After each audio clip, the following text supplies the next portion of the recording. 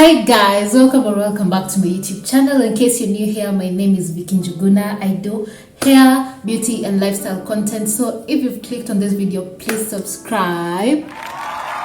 Thank you for subscribing. And today, as per the title of the video, we're going to talk about the 5 things I wish I knew before starting my natural hair journey, because child, it's been a whole journey, especially for me who is transitioning from heat damage back to my natural hair. But I am here to share with you some tips that have really worked for me over the few months that I've been going natural, and I hope they may help you, because I know they will. Duh. So stay tuned. Make sure you have subscribed if you haven't.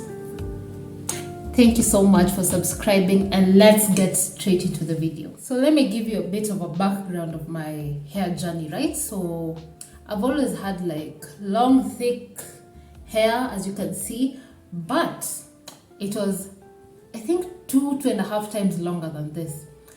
That was when I was I think around 15 or 14, and then I joined high school. High school is where everything bad happened to my hair. I started having heat damage because, you know, Kenyan high schools with blow drying hair, you have to blow dry our hair so that it can maintain neat and all that. So it's been a whole 4 years of heat damage, and then around 2020 I got so angry and dyed my hair with box dye. That also contributed to my damage, so I had to cut my hair. I cut my hair around this ear. I'll link the video over here, so make sure you go and check it out of when I decided to cut my hair, because I was really fed up with how tangled it was. It was so dry, and I was like, you know what, I cannot keep on holding on to this length just because I love length. I just have to grow my hair up to a certain point to where it was before, because my hair was beautiful, guys. I won't even lie to you, my hair was so beautiful until the damage. So here are the few things I learned and I'm incorporating right now. So I hope they may help you incorporate. I hope they may help you to incorporate them in your journey. I hope I've made sense with that. So let me begin. So for starters, everyone has a unique curl pattern. Let me tell you, I used to be those people of, I have to go on YouTube and search for how to something curl pattern, whatever, remembering everyone has a unique curl pattern, because we cannot always follow what everyone says. You know, there are those YouTube influencers, which I don't judge the work.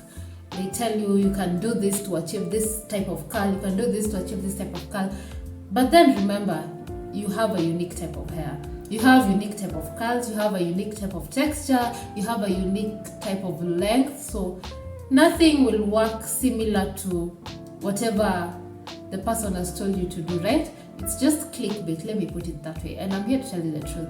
Everyone has a unique curl pattern. Whatever works for this person cannot work for you. Or rather, if it works for you, there's something you have to change in between so that it can work for you, okay? So you have to master your curl pattern. You have to know your hair type. That's one. Your curl pattern, for you to achieve a certain type of look, that is a must for you to know. And of course, there are many places you can find how to know your curl pattern and whatever. But if you want me to do a video on curl patterns and all that, please comment down below. I'll be happy to show you like the different type of curl patterns and how to take care of them. I'll be really happy to tell you. So that's one. Number 2, knowing your hair porosity. You know, this is really important, especially when it comes to knowing what type of products to use on your hair, right?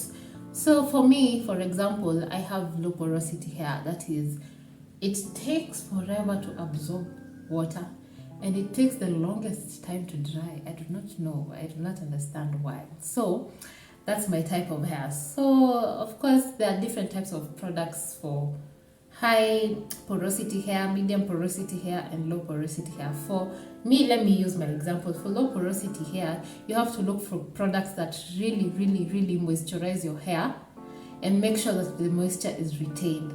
And by the way, my hair, when it catches water, it takes long to dry. but then the moment it dries. Do you know drying? It dries. It's so brittle, it breaks off.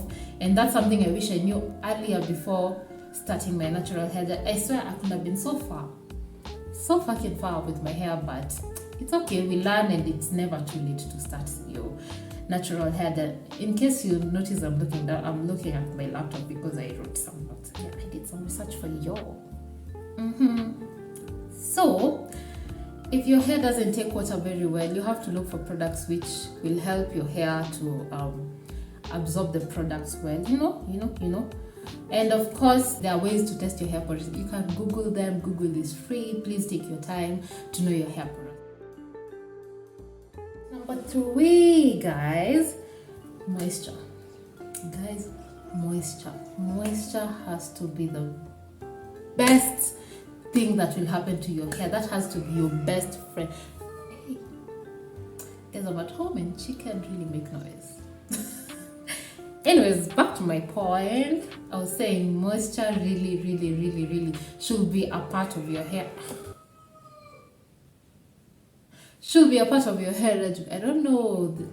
And it's always just one chicken, just one, a specific one. But anyway.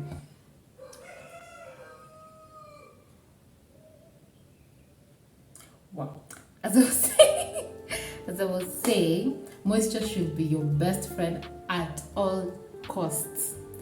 No matter your hair type, no matter your volume, no matter your texture, it has to be your best friend, because the key to hair growth is how well you moisturize your hair, right? You know, of course, there are different types of moisturization methods. There is LCO, there is LOC. Personally, I use LCO, which works best for me.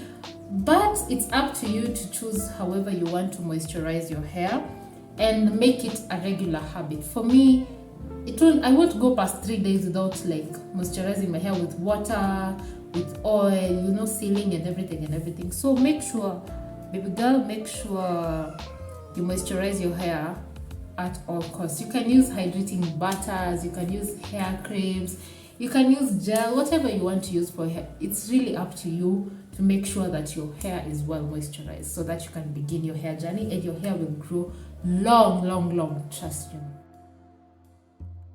So 4, this has to be where I attack myself. I am one lazy person when it comes to doing the twist outs, braid outs and whatever when I'm going to sleep, because I'm really tired when it reaches to that time. So baby girl, you have to sacrifice some time. This is the best way I can put it. You have to sacrifice some time for you to braid your hair or twist your hair to make sure when you're sleeping it does not tangle.